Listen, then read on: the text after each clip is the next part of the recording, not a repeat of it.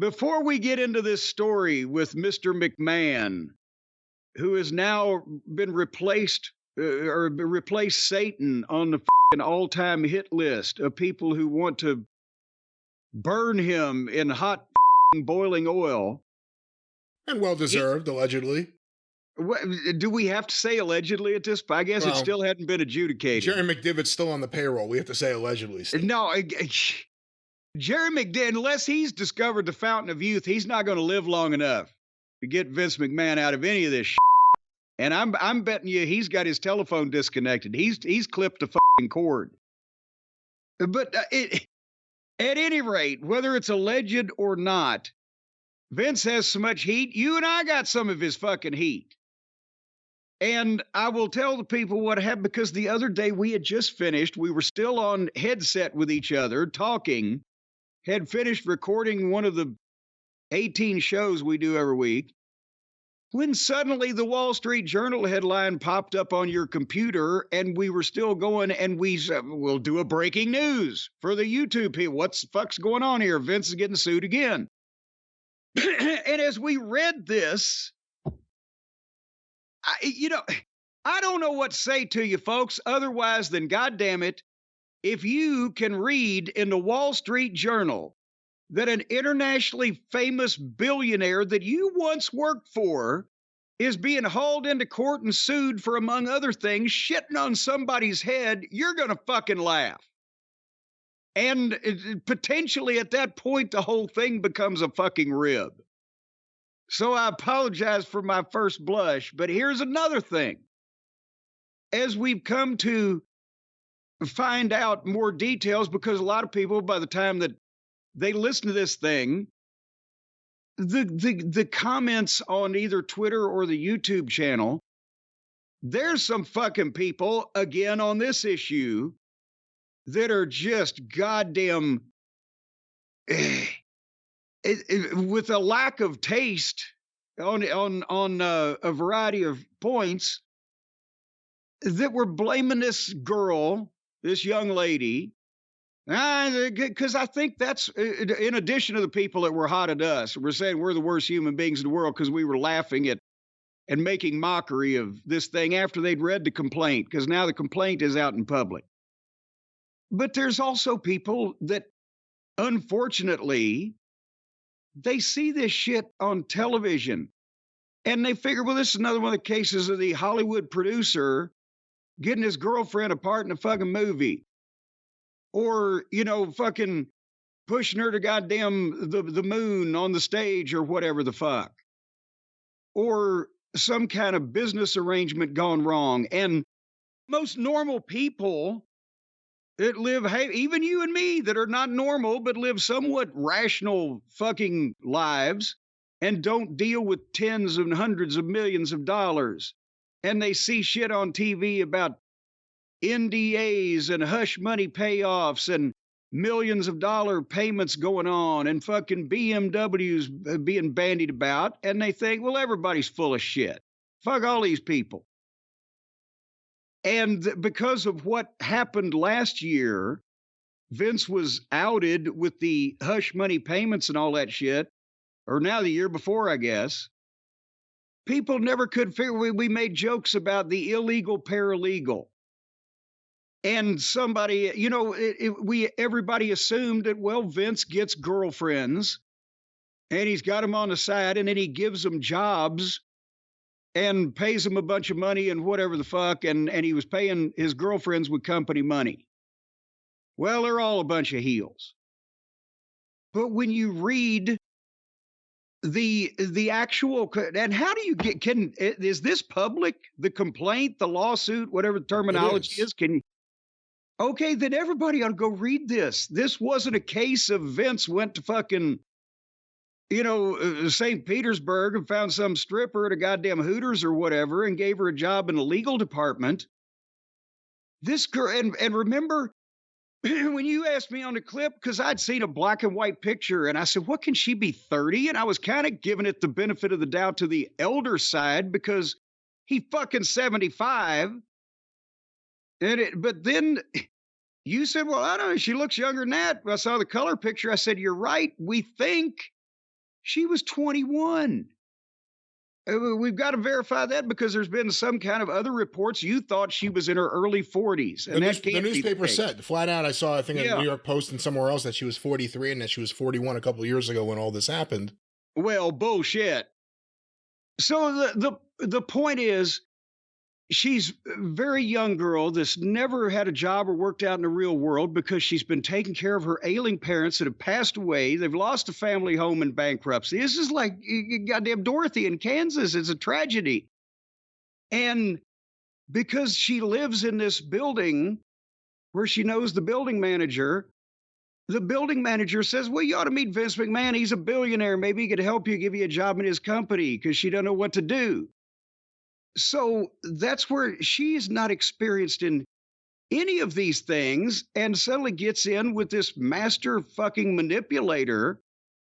And we've talked about, Vince's Jedi mind tricks with the wrestlers on getting them to do finishes or talking them out of shit. But when you read this lawsuit, it's like a horror movie. It's insane the way it's mind games. It was him playing mind games. No, that trivializes it. But that's how it started. Goddamn, I can't believe he had to be writing shit down to prey on her mind like this. This wasn't any kind of frivolous.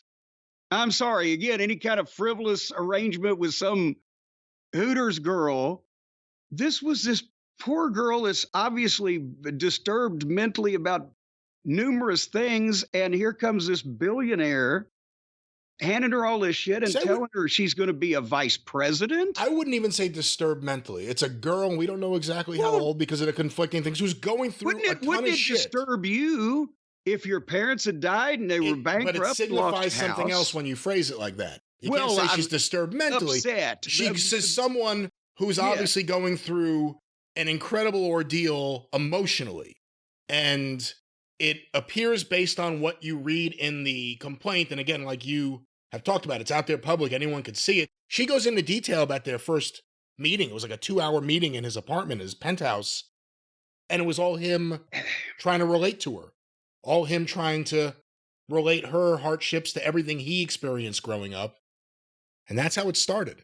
And this, number one, I talked about, in previous episodes, plenty of time, how the times that I was around Vince McMahon, his contact with anybody, was so limited. Besides the limo to the fucking show, to the office, to the fucking, it boggles my mind what has happened to, is it a combination of late stage, I guess, I don't know if late stage were late age concussions. He started getting concussions after the age of 50, and all the fucking human growth hormone and testosterone or whatever the fuck he's done. And or you were around him during the one brief period of time where he acted like an adult in between the steroid trial and all the scandals of the early 90s and the Attitude Era, when he was the most behaved, where he seemed at the time he got off steroids and he just seemed like a skinny guy who was in shape.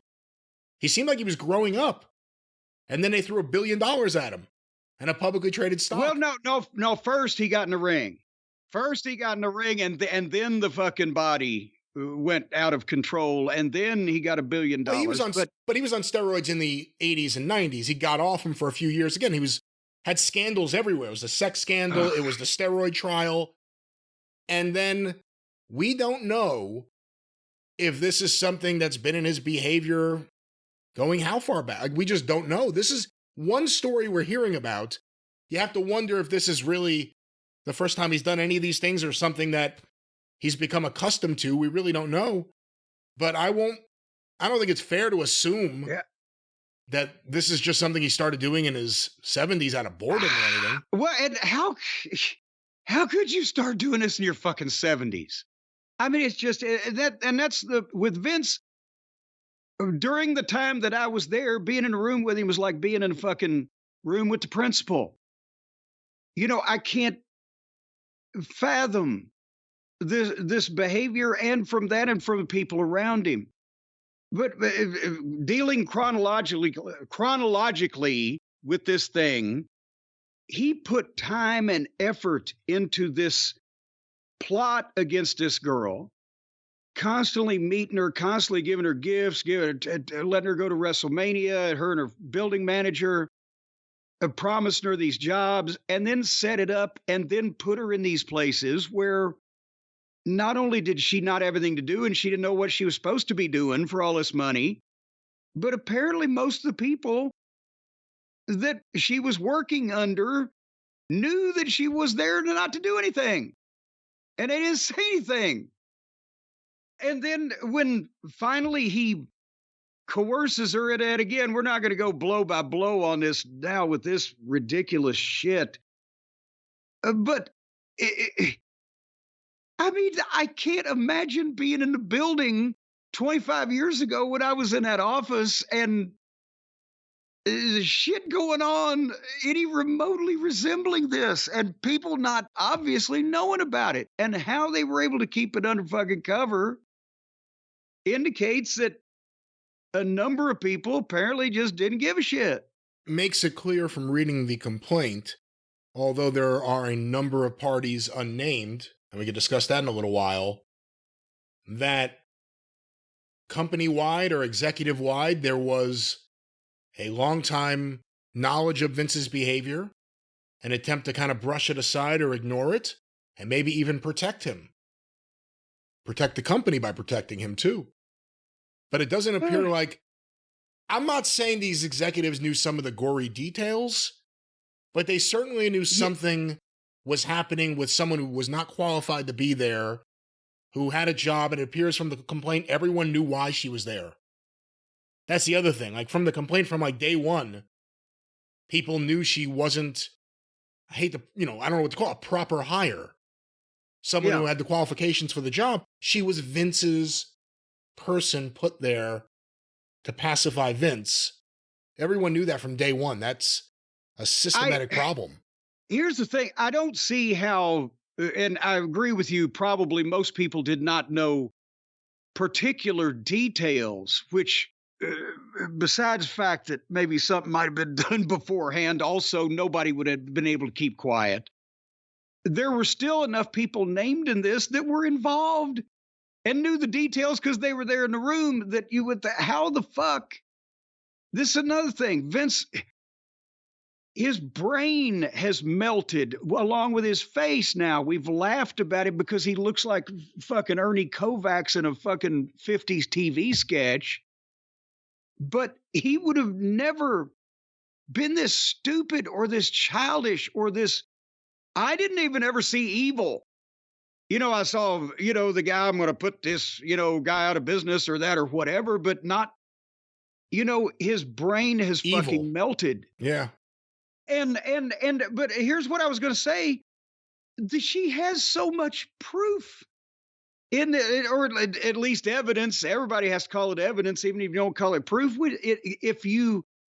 The text messages, if you faked text messages from a goddamn billionaire with all of this kind of publicity, I'm sure you could find a fucking expert to disprove them. And they fucking put them out there. Hey, can I stop you talking about the text messages? Yes. There's a few things I want to ask you about those. Please don't read any of them. They'll kick us off of fucking whatever we're on. And again, we hadn't seen all of that when we discussed this previously. And it's incredible to see that Vince McMahon is actually sending these horrific text messages out there. Gross, horrific, whatever you want to call them. There's a range of them.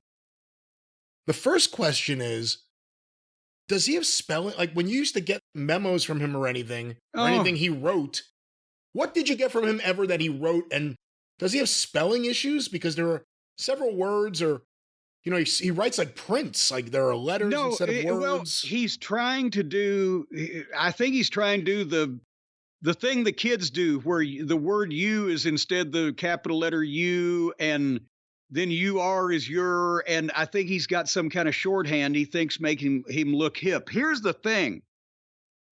When I left, that was just at the era when they were getting what were the Blackberries? Was that what it was? Yeah. And everybody, because as soon as Jim Ross would come to OVW or Bruce or anybody would come down from the office to OVW, they'd have these things and I said, what the fuck? Vince wanted to be able to keep in contact with everybody always. And we were fortunate. It was basically a phone in your house in back in my day in the office. And right as I left, all this shit happened. So I would never got a text from him or texted, as everybody knows, or blah, blah, blah. But I started thinking about this. How you're a billionaire like this, a multi-billionaire international figure, and it's the same thing as you're the president, and you're sending shit like this out to somebody, does not show at least the prudent judgment of the potentially sane Vince McMahon I once knew. But I started thinking, you know me, Brian, I'm an obsessive saver, and I save things and paperwork and file shit. I do not have one example of Vince McMahon's handwriting, because we would be there. He insisted everybody, if Jim Ross is in the room, Bruce Prichard, Shitstain, anybody, we've all got the same kind of ledger book that we're all booking out of. We've all got the same house show cards that we're working off of that Jim Ross has booked or whatever. We're all writing our own notes as we're talking about it. And I would see Vince writing his book and make notations on his cards or whatever.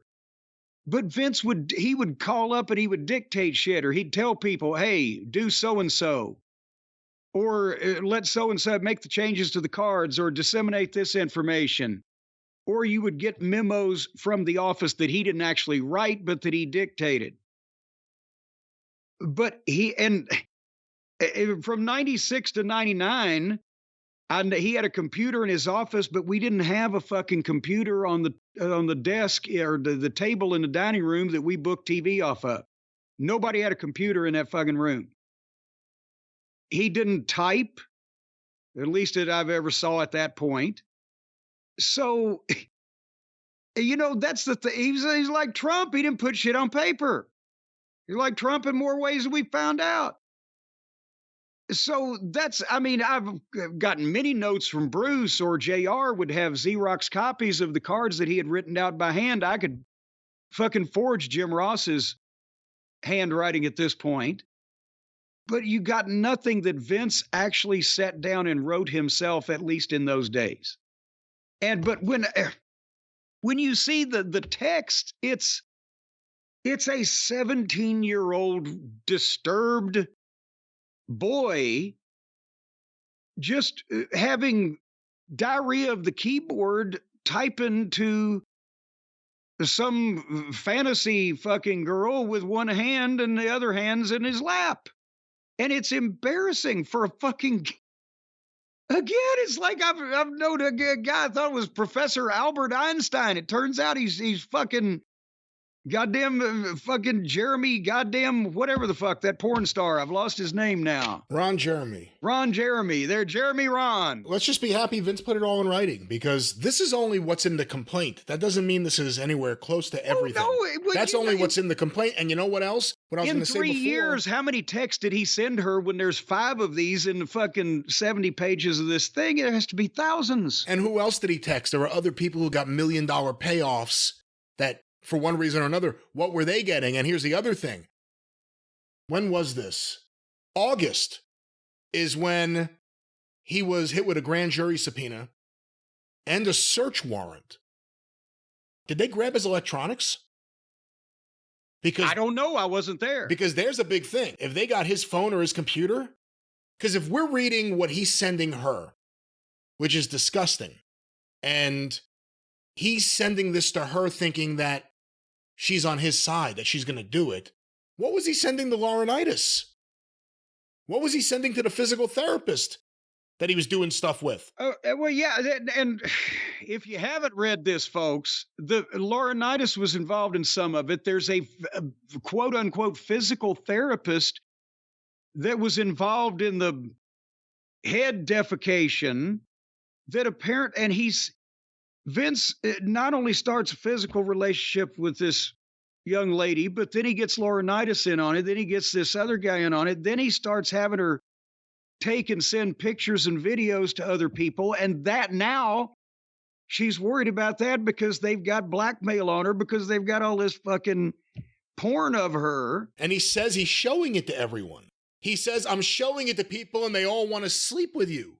Yeah, but and here's the thing. This, again, I'm not absolving Vince McMahon of anything. This is more indicting than the way some people are taking it. There's this longest, I didn't know you could text this long. It's just paragraphs and paragraphs with no indentations of how he was showing her pictures to a bunch of, quote, a bunch of guys on the tech crew. I paused to count out loud how many guys there were, 12. And it's like the unnatural, stilted dialogue that he would give the fucking talent on television, in that he's telling her that all of these guys want to do this and that and the other thing. And they're cheering loudly the thought of doing these things.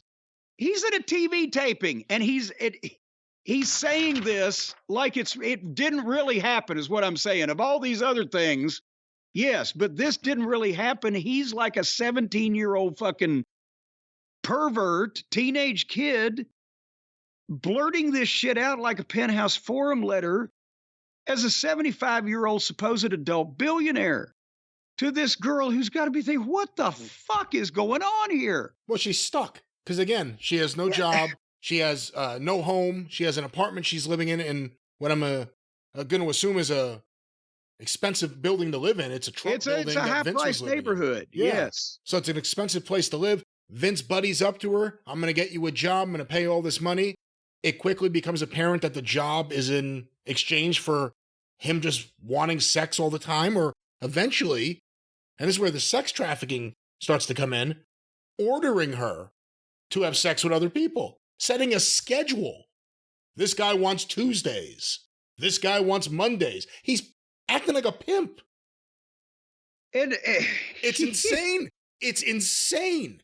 Like all the dirty shit we knew about Vince. Who knew it was this crazy? This is crazy. Again, that's why it's in a business that has been based on preposterous stories that were surrounding ridiculous personalities for 100 and something years. This is the fucking most outrageous ever, one would think. But again, she's got documentation on when they did the NDA. He told her, ask the doctor that I sent you to for unnamed purposes. I don't know what the fuck was going on. Ask the celebrity doctor for an attorney referral. So he's telling her to ask the doctor that he set her up with or has been sending her to find an attorney to do the NDA. What did you take celebrity doctor as? That the doctor is a celebrity, or that it's a doctor for celebrities? Well, it's capital C, capital D, celebrity doctor. Because it's Greenwich. No, there's a lot of famous people and around Greenwich. That's why I asked. Well, maybe it's a doctor that celebrities go to. I don't know. But they've got documentation just right here without even having a adding machine. He gave her like $250,000. How much is a BMW these days? It depends on the model. Well, he gave her like $250,000 worth of shit and diamonds and $20,000 to medical expenses, whatever. But then that's when they started just bringing her to the office and locking her in an office somewhere. And how the fuck do you get away with that? What she describes in the complaint. I felt self-conscious when I brought a bag of McDonald's in and closed the door when I ate in my office. She described the rape room. She described the fact that she was saying, no, please stop. And either Laurinaitis or Vince was saying no means yes, while business was happening. There was a rape room that they were using while business, and then they would, I guess, leave the room and just go do whatever and come back. That's insane. We could talk more about Vince, and we're going to. John Laurinaitis. The fact this was happening when his wife was undergoing cancer treatment, the fact that when his wife moved to Connecticut, it didn't stop, it continued, but now it had to be in the office. How do you bring that up in the fucking conversation? Johnny, enough about the finishes for the pay-per-view. What? Well, let me ask you this, and we'll get back to it. And again, just to reiterate to everyone, they should read this complaint. The video that we put up was our live reaction in real time to the Wall People Street yelled Journal at me article. and Brian because we were laughing because of the preposterosity of it. But with more details, no, it is not what, again, most people have thought that one of these situations would be. This is, and again, the time and effort that Vince McMahon, a 75-year-old billionaire, put into doing this. And how can he physically, it has got to be drugs, doesn't it? Artificial hormone at almost 80 years old. How could he be physically up to, I'm not talking about just the actual, well, I am talking about that, but also just the goddamn, he was still running a fucking billion-dollar company and he's putting this much time into this and effort into this. And again, who are these other depraved individuals? This isn't just let's have an affair. This is depraved fucking shit. Who's this physical therapist that went along with all this? Yes. And Laurinaitis, again, this isn't just he was cheating on his wife. Would I hate to say anything, but I know Vince has a personal trainer. Would personal trainer be physical therapist? Or we probably don't want to. We don't know anything make about any that, accusations. so let's not assume. Yeah, let's not assume there. But when you assume, well, here's another thing that comes up in this. But how do this many people find each other in the same fucking place? Yeah, and again, it makes you wonder a lot about things in the past. Things that inexplicably got on TV. I was thinking about something, and it's the stupidest example, but I think it was when Kurt Angle was feuding with Booker T, and he was supposed to be interested in Charmel. I think that's what it was. And they gave him a line to say on TV that he's into bestiality. Like, there's just weird things that got on WWE TV over the years. You knew that Vince had a childish sense of humor. Turns out, it may have been beyond just thinking things that are stupid or funny. He had a completely perverted sense of humor, and perverted may not even be strong enough. This is deviant shit he's into. I think How many other people did he do this to? The pooping aside, it seems, and to be honest, doesn't he go against stereotype? Like, isn't people in high positions of power usually want to be submissive in their personal life, whereas he's been about as big of the boss as you could possibly be for the past 40 years, and this whole thing is about controlling everybody, power, and telling people what to do, and forcing your will upon someone. Because Vince doesn't do good unless he's that guy in the room. Well, but he can never be submissive. He would never allow himself to. He can't turn it off, can he? But again, it's like when somebody that, and again, I wasn't at Vince's Christmas parties, but somebody that you think is, okay, we know he's crazy in his own various ways. And then you find out that he thinks like Charles Manson. And again, people should read the complaint because Vince's text messages are in the complaint. It has her timeline of events, and it has the actual text messages so you could see what she was going through, what was coming to her phone. You're sitting at your desk, you're sitting at home, whatever it is, and all of a sudden these things start popping up on your phone. It's I can't. Well, yeah, and he was forcing her to do shit after she had signed the NDA. Well, after she signed the NDA, he still was forcing her to do shit. He's completely insane. And then the stuff with what in the complaint is said to be a former UFC champion. Everyone's assuming the articles out there are all talking about Brock Lesnar. The idea that he was telling her that her sex with that wrestler was a part of the deal, that she had to submit to whatever perverted videos or anything the person wanted, and allegedly he wanted a pee video of her just urinating. But yeah, she has the text message of Vince saying that yes, you're part of the deal, just flat out declarative statement. See, that makes you wonder too, Vince's relationships with top guys. Is there anyone else he had some kind of weird relationship with? If this is true. And he's telling Brock, by the way, you got to do this. Here are the photos. Look on my phone. This is the girl. Just text her and she'll do whatever you want. And then he tells her she has to. Was this a tactic Vince used for anyone else?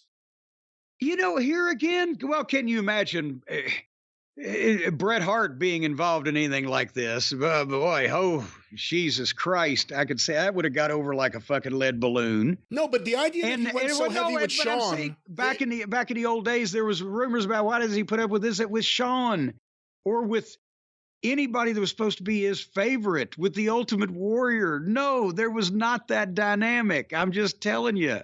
It just and again, obviously, this didn't take long to fucking come out and blow up. This is more than rumors. There was a lot of jealous guys coming up with fucking reasons to justify their positions in those days. This is text messages written down and things going to court. And they're requesting a jury trial. And there's no jury in the world that's going to hear these details as laid out here. I don't care who Vince has defend him. How is he going to fight against all this stuff? It's in writing. Is he going to say, I thought she was into it? Is he going to say, I didn't think there were any problems? I mean, that's just anything with her and him, let alone anything he did illegal in his capacity to the shareholders, to the company and everything else, because it was on company property. Well, she was a company employee of a publicly traded company. She's worse off personally now than she was before, because when he meets her, she's, as we said, she's upset. Her parents have passed away, all the problems that she had. But now she's not been able to hold a job because she's afraid to leave her apartment. She got a job managing her building and couldn't leave her apartment to manage her own building. And she's got all kinds of after effects from all of this shit. And again, we don't know how old she is for sure, but I am leaning toward that she was in her early 20s based on the picture that we've seen and other things that we've heard, and that she had no employment history. She had to be a young person. And there's some newspapers that reported her as being older. But that brings up, this is only one of the payoffs. So who else is she maybe getting confused with, or vice versa? And what were the higher fucking payoffs for than this? See, that's where it gets crazy. And some of the other payoffs apparently for talent. It's one thing, and this is all inexcusable and awful, and Vince should burn for it. But it's one thing with someone in your building that you bring into your office. This is a wrestling company. If he was doing anything similar to this, to any of the female talent, that's a whole nother story. Because, you know, talent talk to talent, and talent's supposed to look out for each other. And, at this point, you can't assume that Vince wasn't doing awful shit with other people if he was paying them millions of dollars, hoping that it would ensure their silence forever. And how many other people did he stop paying? Because we said that before. Look, he did it to this woman. He also did it to wrestling promoters. I mean, he's done this to other people where he makes a deal and he just decides, I've had enough of that deal. I'm going to do something else. He figures out some way that they broke it first. You know, wasn't the cover story on Calgary was that, did Bruce Hart run a spot show at a fair somewhere? Yeah. Whatever. But that's, again, the problem becomes not only the payments or whatever, but I can tell you that with talent, no, I'm not saying that nothing ever happened with talent, because there wouldn't be an agreement, etc. And we think that there's probably something that's happened with the talent or two, but no way that it was to this extent or in the flavor of what this was with this young lady, because again, no way. Well, no way it could have been kept quiet. Hey, listen, because the girls in the locker room would share shit. No, they'd be scared that they're going to get sued by Vince and Jerry McDivitt also. I think that's why a lot of people have been quiet for a long time. It's like the Colin Thompson thing. He wanted us to shut up. He right away started threatening lawsuits for tens of millions of dollars. We call this bluff. It's not that easy to call the bluff of someone who you know will just go as far as they can because they have more money than you. And it has to be an uneasy thing. There are stories I could say, there's a story I've heard, and I'm not going to give too many details here because it's not my story, although enough people know it because the first person who I heard tell the story, I think told lots of other people the story. And another person who's told the story was on the plane. But about Vince having one of the women perform for him on the plane in front of the writers and other people. And this was someone who ended up having a lot of problems. That's what he's doing publicly. If he's doing that in front of people that are his employees, he's doing that publicly. We don't know what he was doing privately. We don't know how crazy he is. This whole thing makes you rethink the Rita Chatterton story, where he pulled her into his limo, promised her the world, demanded a blowjob, and then just decided, I've had enough, I'm going to take you, according to what she said. And then threw her out of the limo, and then got rid of her. And then tried to get the athletic commission, I think, not to use her. I mean, Vince has a pattern. And if you read the details of the Rita Chatterton case, it's the same guy. It's not like this is what's happening here in 2021 or whatever, the 2019 to 2021 to currently, I guess, seems like the same guy that was accused of doing those things in the late 80s. The problem becomes now that, well, I guess we've jumped ahead over kind of the lead. Vince is gone. He resigned. Well, how many things did he resign from? The executive chairman of TKO. And was he on a board of something? Did he sell all of his shares? Yeah, he's the chair. He was the executive chairman of the board. I don't think you can just sell that many shares. Just sell everything right now. I think that takes a while to gather up and liquidate, right? But he's officially not holding any position of, of not only of employment, but of ceremonially on boards or in any way with the company. Because as soon as this, what was it, like maybe 4 hours later after the news came out of the lawsuit, Slim Jim said, we are deciding to pause our promotional activity for the Royal Rumble the following day. And that had to be some fucking money because it's the number 2 pay-per-view and they were the big title sponsors. And what was it? Was it a half hour after that we got the news of Vince's resignation? Yeah, I mean, it's very interesting how that happened. The day before, the Wall Street Journal article was published. The complaint started going around a little bit after that. Other news organizations started picking up the story. CNN was running with it all day. I saw it on CNBC as well. Vince put out a statement, or his side did, saying that it was all false and he was going to vigorously defend himself. And well, it was all either false or distorted truths. There was that caveat in there. Alternative facts. Truth. Yeah, alternative facts. But then TKO put out a statement and it was kind of the opposite tone. Vince McMahon is not in charge here. He's not running anything. And then as soon as the first sponsor, and it's a big one, they just announced, I think over the summer, like the biggest sponsorship deal ever with Slim Jim. When they announced they were pausing it, they did not wait. Vince was gone right away. And at this point, how could Vince have any friends on that board, or maybe friends isn't the right word, anyone who's sympathetic to him being there? It's now a complete liability for him to have anything to do with the company. You have to wonder if the name McMahon could be used anymore for this company. Well, and they had to know as soon as that news came out, they already had to be talking because it was going to be a waterfall of sponsors dropping out if they hadn't made an announcement and if they, hadn't nipped it in the bud. So as soon as that news came out, I'm sure whoever needed to talk to whoever was talking to them. And they probably said, well, let's see if anything happened. And boom, something happened. And there you go.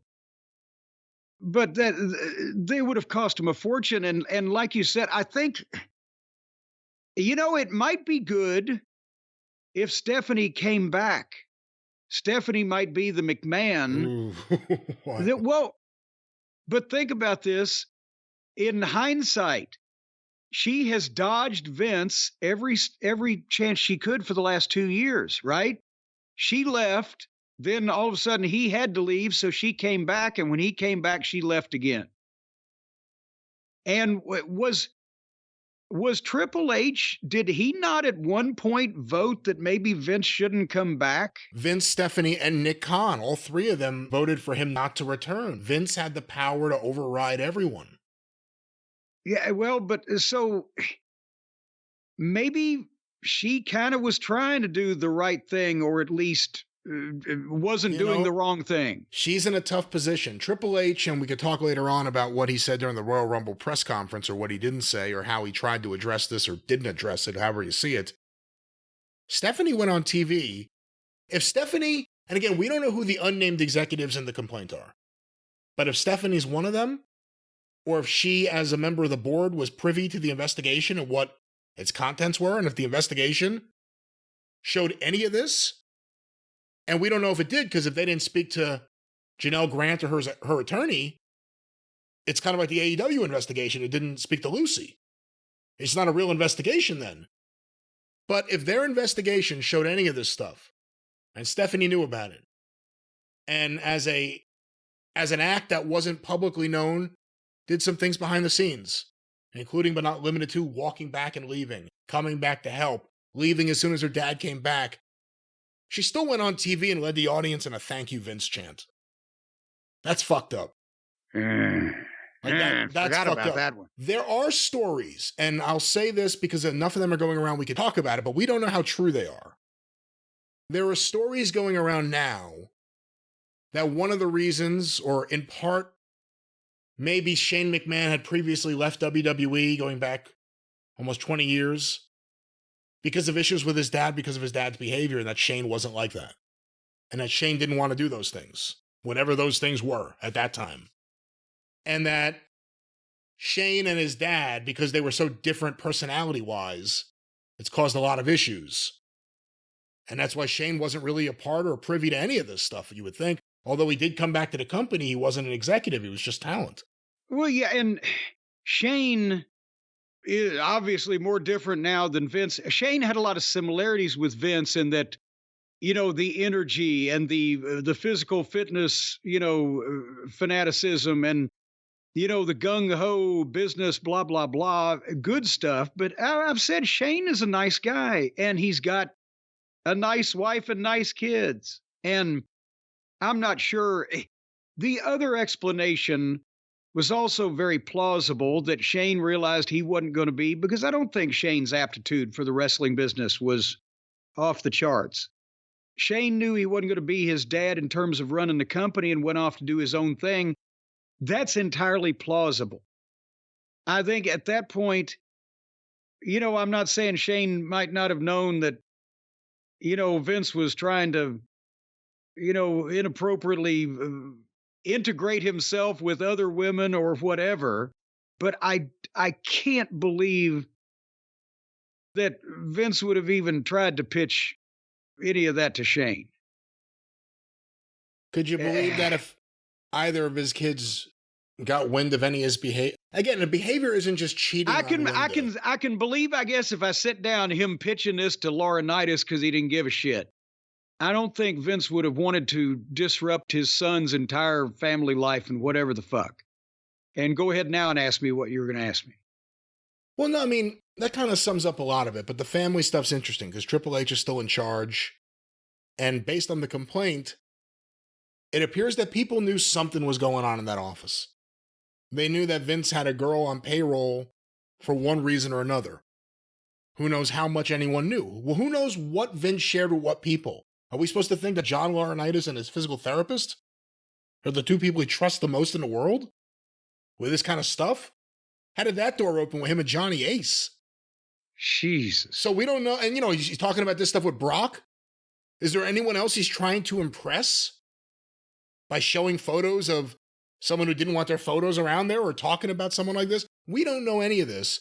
The big thing is we don't know who knew what. The complaint has a lot of unnamed people. Was Kevin Dunn, who was, based on everything everyone always said before this, someone who was always there because of his relationship with Vince, because he knew how to work within Vince's system, that he was maybe the second most powerful person in the company at times. What did he know? John Laurinaitis was involved in this. And let me say one thing here about Kevin Dunn.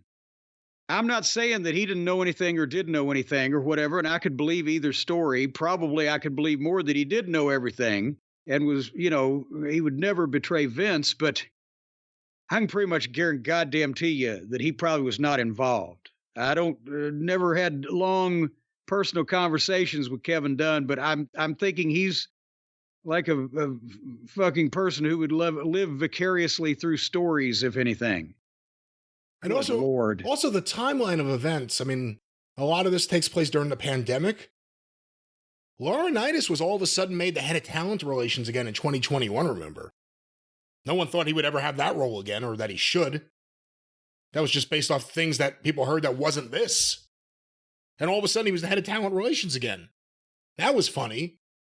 Here's another thing we should talk about. Let me pull up this tweet here. Bruce Prichard all of a sudden returned to WWE a few years back.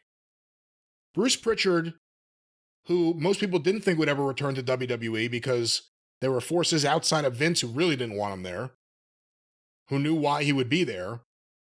And also most people didn't think really had a function in the modern wrestling business going forward in the roles that he had previously had. Bruce all of a sudden got brought back. Let me pull up this tweet from yesterday, the day of the Royal Rumble, 12:51 p.m. Out of nowhere, Ronda Rousey, who left WWE several months back, made an appearance for AEW and Ring of Honor. Here's what she wrote. Bruce Prichard is basically Vince's avatar. If he's still around, Vince still has a hand in the business. Vince was still running things through Bruce when he was gone, and gone is in quotes, before. And that is in line with everything we've ever heard, or at least I've ever heard. You could say what you've ever heard.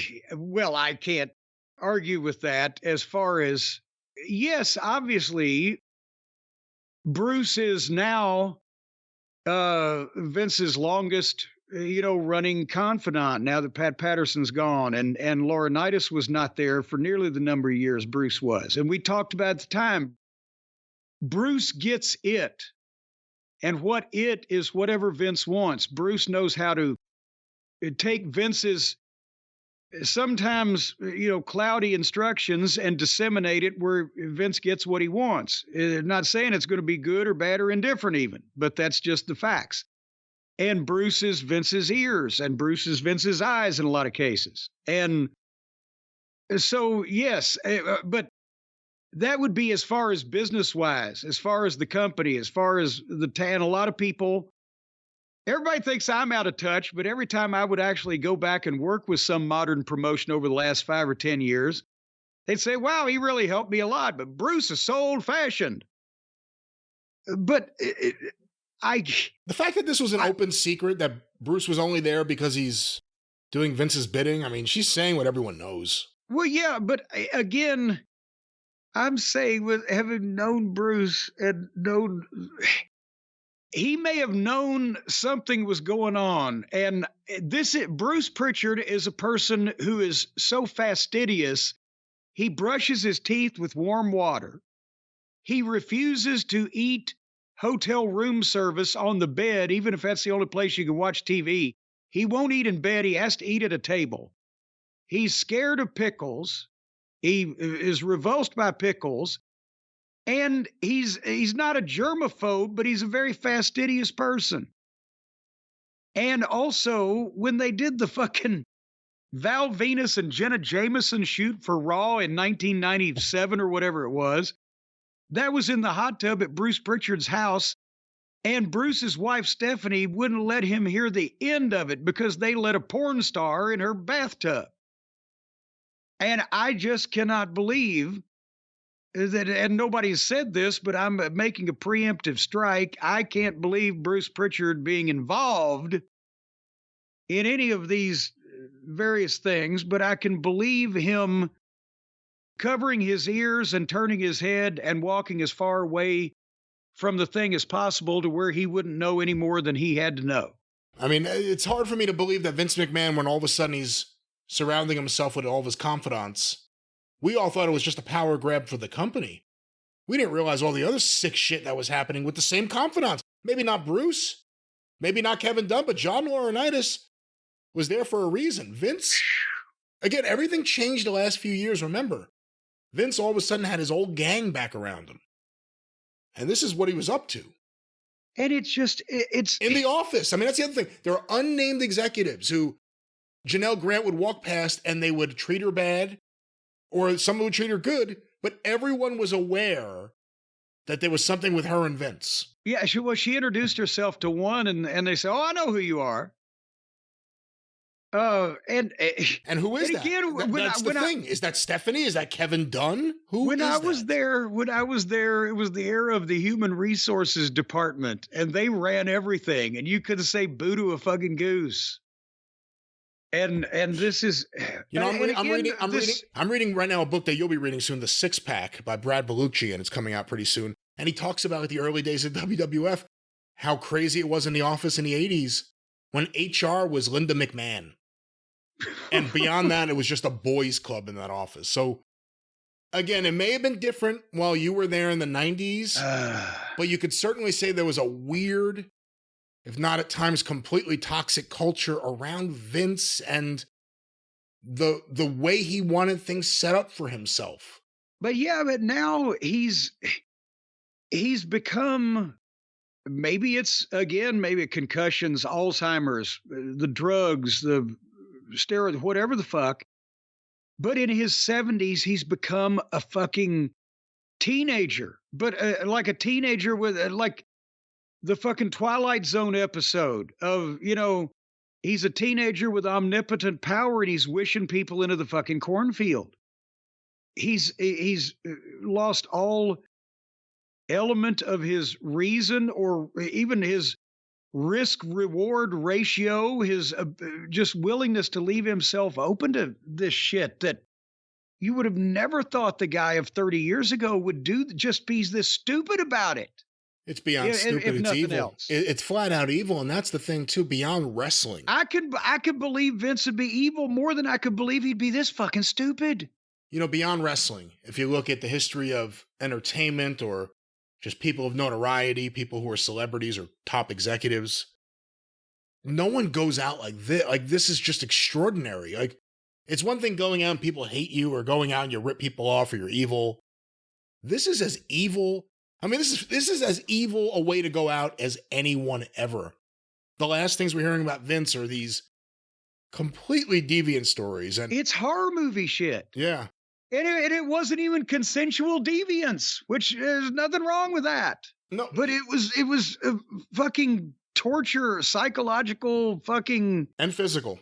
But I mean, psychological manipulation, and then fucking getting this girl stuck in this situation and doing whatever the fuck and thinking you can get away with it. I'm astonished. Yeah, and again, there's no excusing Vince McMahon here. There's no excusing John Laurinaitis as physical therapist or anyone else that was aware or involved in any of this. And for anyone who was bothered or offended by my laughing at the initial thing as it was coming out in real time about dildos named after wrestlers or the defecating on the head, I'm sorry. We chose to put up on YouTube a real-time thing, thinking the listeners would want to hear how we discovered it. And I'm sorry if anyone was offended by that, but that was my real-time reaction to hearing this. And then I read the complaint afterwards. And the Wall Street Journal article did not do a great job of laying everything out there. It's a serious thing, and we're treating it as a serious thing. And if anyone wants to clutch their pearls over this with us, go fuck yourself.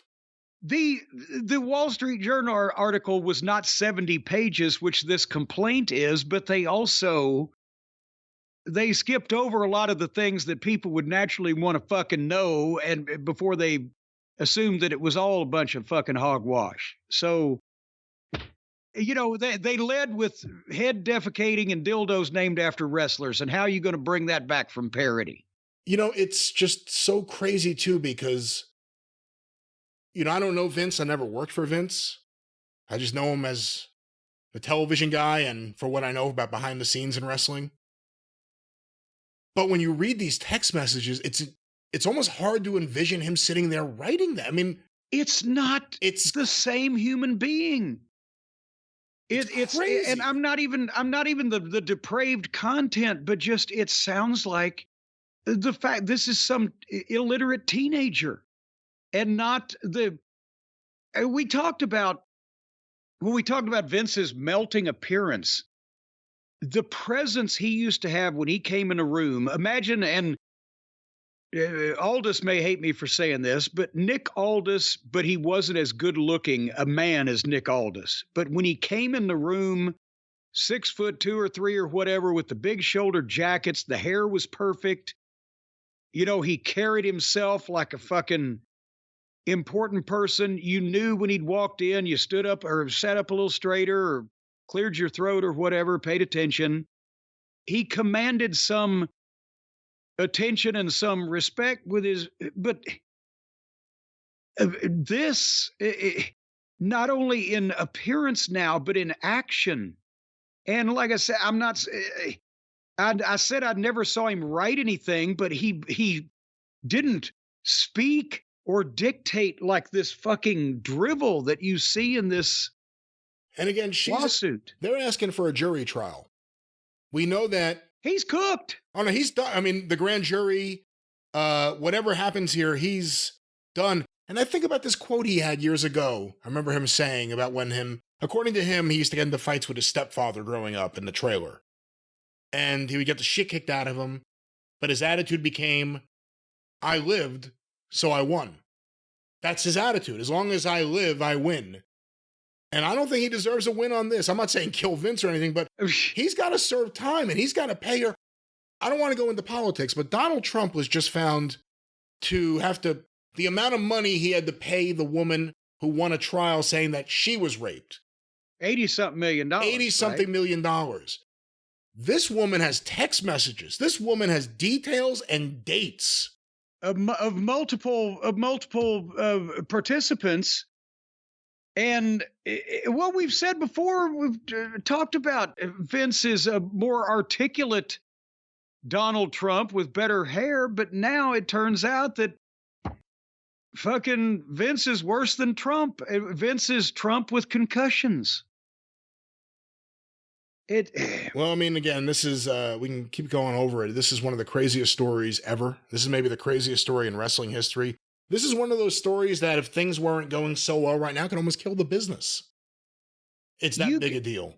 You could write this as a movie and it might be far-fetched. People would say, oh, come on now. Nobody would ever actually try to get away with something like this. Before we move on, any closing comments about all this? Again, people have been talking about it. Some of the people who heard the YouTube clip were not exactly pleased. And no, once again, God damn it. I'm sorry. When I hear in the Wall Street Journal that of all people, Vince McMahon, potential germaphobe, is goddamn being sued for shitting on somebody's head, I couldn't fucking compose myself after that. And there was no way, and nothing has been reported to the present time that this came out, that anybody would think that anything like this had been going on. So, yes, if anybody's mad at me, I'm sorry. I'm not going to fucking make fun of it after we know the details, but good Lord. How the fuck do we expect that to come at us on a fucking weekday afternoon to begin with? So I do apologize. And you kind of hit on what the next big issue is going to be. Who knew what and when? And what were the higher payoffs for with other people? For what can be any worse? How many women haven't asked for payoffs? Those are just the women who have asked for payoffs or payoffs were offered to them. Are we to believe those are the only women out there? I mean, if there was any doubt, and nobody really doubted it, because you kind of see Vince doing it the way it was described, trying to grope the tanning salon lady or some of the other minor incidents, as it turned out now, comparatively, those are pretty much proven too, I guess, at this point.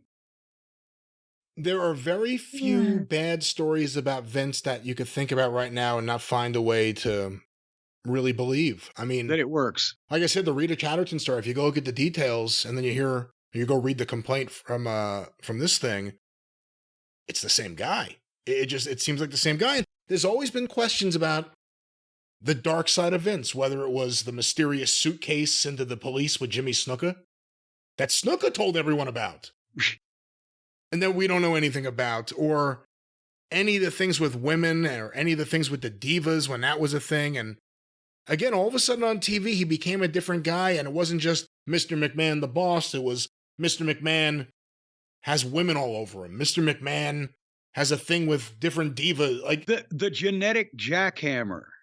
You have to really wonder, and you were out of there for all of that. I mean, you were gone. Yeah, I wasn't even there, ladies and gentlemen. Yeah, so I mean, you have to wonder what was happening. That you could argue that Vince may not be the same Vince you knew in 1996. No, you give $1 billion, and I still maintain concussions, multiple concussions late in life, $1 billion to a megalomaniac to begin with that never thought the rules applied. And we've talked about how Vince never thought rules applied to him in benign ways or humorous ways, or, ways that made a good story. If I could run off and leave the cop trying to give you a ticket, or telling the fucking rental car people that the fucking car is sitting on the goddamn curb at the airport or whatever. But, this is drugs, brain damage, age, and deep, dark shit in his head that he suddenly felt, well, fuck, I can do anything I want. I'm publicly traded. Man, by the way, John Laurinaitis is the motherfucker that said to me, Jim Cornette, don't you cuss out those wrestling trainees. We're a publicly traded company. We'll get in trouble. Well, fuck you, John.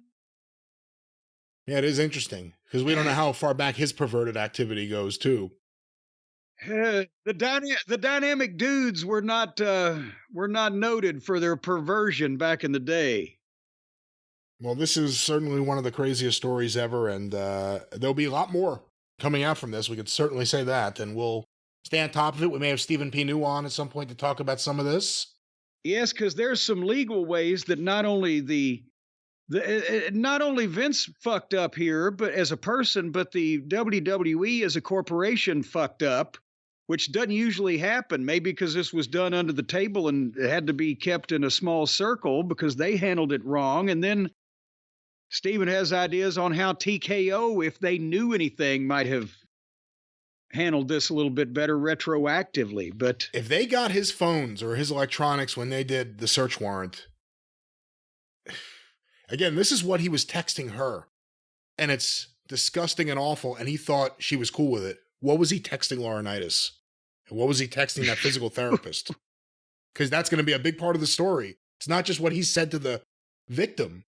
It's what he said to the other people participating in the activities with him. Vince, I can't imagine how, I mean, it's not even about coming back at this point, but he won't live long enough to fucking show his face in public again, will he? And then, I mean, all those things that just all of a sudden he changed his face. I mean, there's so many weird things. Just well, whichever face he's wanting to show in public, I don't think he'll live long enough at this point to be able to do it without having rocks thrown at him. Yeah, he's really become the all-time villain. It's because before he came back, I'll say this, and then we'll actually move on to something involving wrestling. Before, when he came back, or at least when he retired, remembered he got the farewell on TV. They came out, and people gave him a round of applause and big cheers, even though bad publicity, because he was Vince and he gave them their wrestling. Well, I don't think they'll think that way anymore. I think they'll think he's Vince and he tried to take a big shit on their wrestling. Yeah, think about that moment now in retrospect. That it wasn't just, all right, I'm off the board, let me come by and say goodbye. That was, the board knows about all this nasty shit I've been doing, but I'm going to still go out there and shove it in everyone's face and say, welcome to SmackDown. Yeah, and show them how much that the fans love me. He ain't good. If he lives to be his mother's age, he won't live long enough, I don't think, to go out in public again and not get fucking hooted at. All those wrestlers that went into the Hall of Fame should be happy that they were always told never to thank Vince. That's an interesting thing. I mean, just what a maniac this guy was, and it's all about him and all about power and domination, and he didn't want anyone thanking him. But he also wanted everybody to know that he wanted everybody not to thank him. Yeah, that's right. See what I'm saying? Yeah. Because that's even better than everybody thanking him. He's like, I know you owe everything to me, but it'll make a rotten television program if that's the same thing everybody says. Yeah, there's a Curb Your Enthusiasm episode where they go to an art gallery and there's a wall that's been dedicated by Anonymous. And as soon as Larry David gets there, someone's like, Anonymous is Ted Danson. Everyone knew it was Ted Danson. And Ted Danson knew that he would look really good if he made it Anonymous instead of Ted Danson. Same thing. But like you said, we've discussed this endlessly here, and I'm sure we will be discussing it more in the future. Well, as soon as somebody else talks about something,